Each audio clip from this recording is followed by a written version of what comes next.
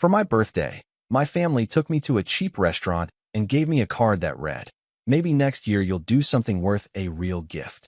I just grinned, posted a photo, and left without a word. 3 days later, they were panicking in the group chat. I, 27M, had always been the forgotten middle child, sandwiched between my older brother's medical degree and my younger sister's law career.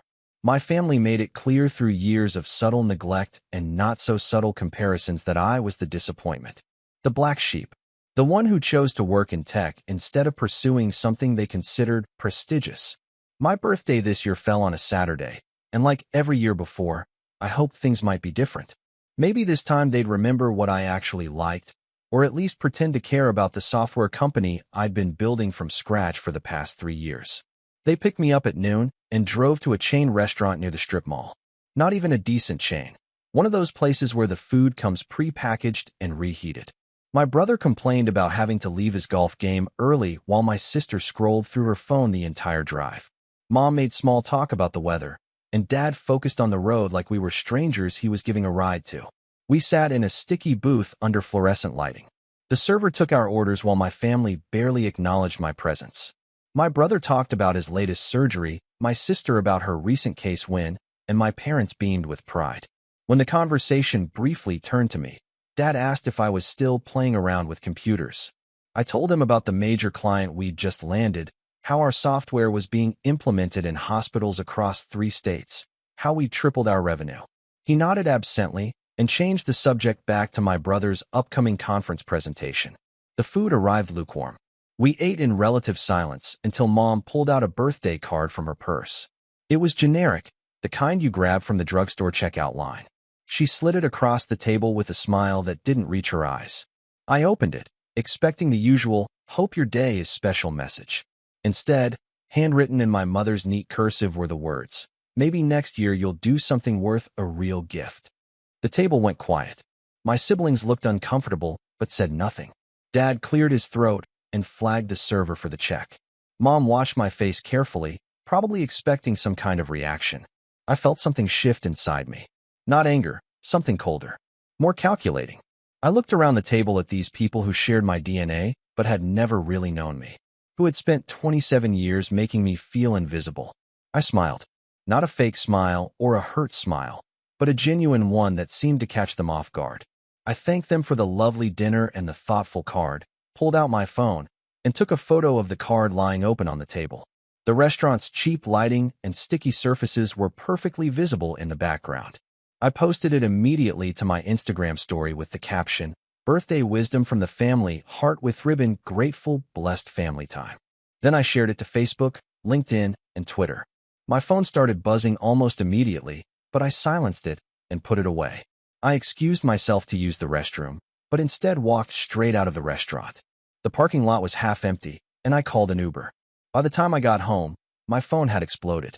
Hundreds of notifications, comments, messages, shares. My story was being screenshot and shared across platforms. Friends, colleagues, acquaintances, everyone was seeing my family's gift in its full glory.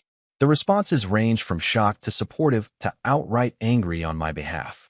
Former classmates shared their own stories of family disappointment. Colleagues who knew about my company's success were expressing disbelief. A few local news pages had picked it up as an example of toxic family dynamics. But I wasn't reading any of it. I powered off my phone and spent the weekend working. My company had a major presentation on Monday, and I wanted it to be perfect. Monday morning arrived with a flurry of missed calls and texts. My brother had called 17 times. My sister left a series of increasingly frantic voicemails. My parents' landline showed up repeatedly in my call log. I ignored them all and went to work. The presentation went flawlessly. Our potential client, a major hospital network, was so impressed they signed the contract on the spot. 3-year deal worth $2.8 million. Tuesday brought more of the same. My family was clearly spiraling, but I had meetings to attend and code to review. One of my employees mentioned seeing something about me on social media, but I just nodded and kept working. Wednesday morning, I finally turned on my phone's notifications. The group chat my family had created years ago, the one I usually just muted, was lighting up like a Christmas tree. My brother had sent a message asking if I was okay, mentioning that people were reaching out to him about some social media situation. My sister wanted to know why mutual family friends were asking her about my birthday dinner. Mom's messages started concerned and gradually became more panicked as she realized the scope of what was happening. Dad's contribution was typical. Turn off your phone and this will blow over. But it wasn't blowing over. If anything, it was gaining momentum. The local business journal had picked up the story after someone connected my social media posts to my company's recent success. They'd written a piece about how family dynamics can impact entrepreneurs, using my situation as a case study. That's when things got interesting. The hospital network that had just signed with us released a statement supporting innovative young entrepreneurs who overcome personal challenges to build successful businesses. It was subtle, but anyone following the story would understand the connection. My LinkedIn profile exploded with connection requests.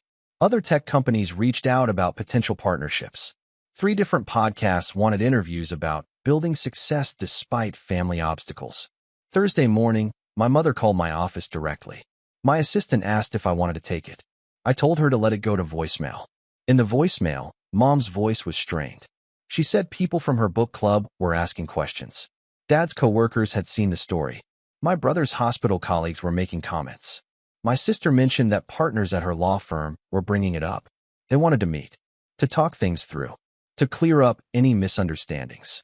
I deleted the voicemail and got back to work. Friday brought a text from my brother that was different from the others. No panic, no damage control. Just, I saw the hospital network announcement. Congratulations on the contract. Can we talk? I stared at the message for a long time. My brother had never, not once, acknowledged my professional achievements. He'd spent years dismissing my work as computer stuff, while expecting me to celebrate every minor milestone in his medical career. But I didn't respond. Not yet. Update 1. The weekend was quiet, which should have been my first warning. My family never stayed quiet for long when they wanted something. Monday morning, I arrived at the office to find my assistant looking flustered.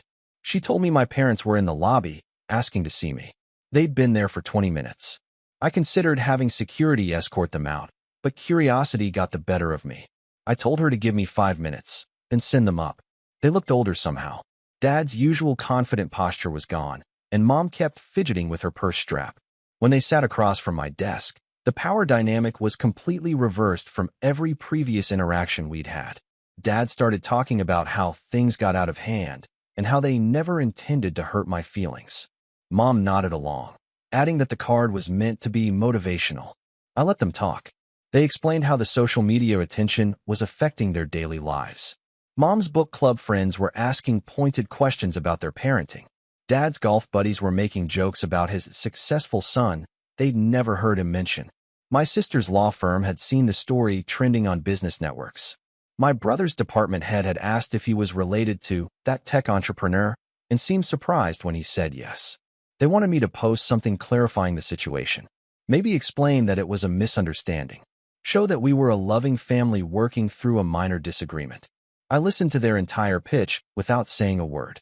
When they finished, I asked them a simple question. What was the name of my company? They looked at each other. Dad cleared his throat and made a guess that was completely wrong. Mom tried to help by mentioning something about computers. I asked when they thought I'd started the company. Another wrong answer. I asked how many people I employed, what our annual revenue was, what problems our software solved. Blank stares. Then I asked about my brother's residency program, my sister's law specialty, their career milestones and achievements. They answered every question perfectly, with pride in their voices and specific details. The silence that followed was deafening. I told them I appreciated their visit, but I had a conference call with our new clients in 10 minutes. They needed to leave. As they reached the door, Dad turned back. He said he was proud of what I'd built, that he was sorry for not paying attention before. I told him I knew he was. I also told him it was too late. Update 2. 2 weeks passed. The social media storm had died down to a manageable buzz, but the business opportunities it had created were just getting started. 3 more major contracts, a feature in a national business magazine, and an invitation to speak at a tech conference. My family's attempts at contact became less frequent but more desperate. My sister tried a different approach, sending a long email about how she'd always looked up to me, how she'd been wrong to dismiss my work. My brother shared an article about my company with his colleagues and tagged me, trying to show public support. But the damage was deeper than they realized. It wasn't just about the birthday dinner or the card. It was about 27 years of being invisible in my own family. The breaking point came during a family emergency. My maternal grandmother had a heart attack and was hospitalized. Mom called, crying, begging me to come to the hospital. She said Grandma was asking for me. I drove to the hospital immediately. Grandma had always been different from the rest of the family. She'd actually listen when I talked about my work, asked thoughtful questions, celebrated my small victories when no one else did. She was awake when I arrived, looking fragile but alert. We talked for an hour about everything except the family drama. She asked about my company, my employees, my future plans. She told me she was proud of what I'd accomplished and that she'd always known I was special. When I left her room, my family was waiting in the hallway. They looked hopeful, like my presence meant things could go back to normal. My brother approached first. He said he wanted to make things right, that he realized how badly they'd all treated me. My sister nodded, tears in her eyes, talking about family being more important than pride. Mom and Dad hung back, but I could see the desperation in their faces. The social media attention had evolved beyond embarrassment into genuine social consequences. Dad's business networking was affected. Mom's social circle had shifted. They were experiencing, for the first time, what it felt like to be judged and found wanting by people who mattered to them. I looked at each of them carefully. My brother, who'd spent years making me feel stupid for choosing tech over medicine. My sister, who'd rolled her eyes every time I mentioned my work. My parents, who'd introduced me to their friends as our other son while showcasing my siblings' achievements. I told them I forgave them. The relief on their faces was immediate and obvious. Then I told them forgiveness didn't mean reconciliation. Update 3. 6 months have passed since that birthday dinner that changed everything. My grandmother recovered fully and now video calls me twice a week to check on the company. She's the only family member I maintain regular contact with. The business has grown beyond anything I'd imagined. The viral attention opened doors I never knew existed. We've expanded to 2 new cities, hired 15 more employees, and our software is now used in over 100 hospitals nationwide. My family has tried various approaches to rebuild our relationship. Invitations to holidays, apologies through mutual friends, even an attempt to create a scholarship in my name at the local university. Each gesture feels hollow because it's motivated by their discomfort rather than genuine understanding. My brother sent me an article about sibling relationships and healing. My sister invited me to her engagement party, making it clear how much my presence would mean to her. My parents suggested family therapy, professional mediation, anything that might repair the damage. But here's what they still don't understand. I'm not angry anymore. I don't wake up thinking about their neglect or planning my next move against them. I've simply moved on to a life where my worth isn't determined by their approval. The birthday card still sits on my desk, not as a reminder of hurt, but as a reminder of the moment I stopped seeking validation from people who were never capable of giving it. Their prediction was wrong. I had already done something worth recognition. They just hadn't been paying attention. Last week, I received a wedding invitation in the mail. My cousin, who I hadn't spoken to in years, was getting married. The invitation included a handwritten note mentioning how much she'd always admired my determination and independence. I realized then that while my immediate family had been too blind to see my worth, others hadn't been. Teachers who'd encouraged my programming skills, friends who'd supported my entrepreneurial dreams, colleagues who'd believed in my vision. I'd never been as invisible as my family made me feel. The company continues to thrive. We're developing new software that could revolutionize patient care coordination. I've been invited to speak at 3 major conferences next year. Ford wants to include me in their 30 under 30 technology feature. Sometimes I wonder what would have happened if they'd simply written "Happy Birthday" in that card.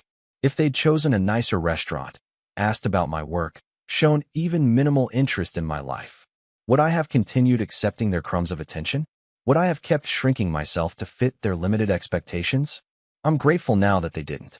Their final insult was exactly the catalyst I needed to stop seeking their approval and start building a life worthy of my own respect. My assistant asks occasionally if I want her to put my family's calls through. I tell her no, but not with anger anymore. Just with the calm certainty of someone who's found their place in the world and no longer needs permission to occupy it. The irony isn't lost on me that in trying to diminish my achievements, they inadvertently amplified them beyond anything I could have done alone. Their dismissal became my marketing campaign. Their neglect became my motivation. Their cruelty became my freedom. I kept my promise to myself that day in the restaurant. I grinned, posted the photo, and left without a word. But I never promised I'd come back.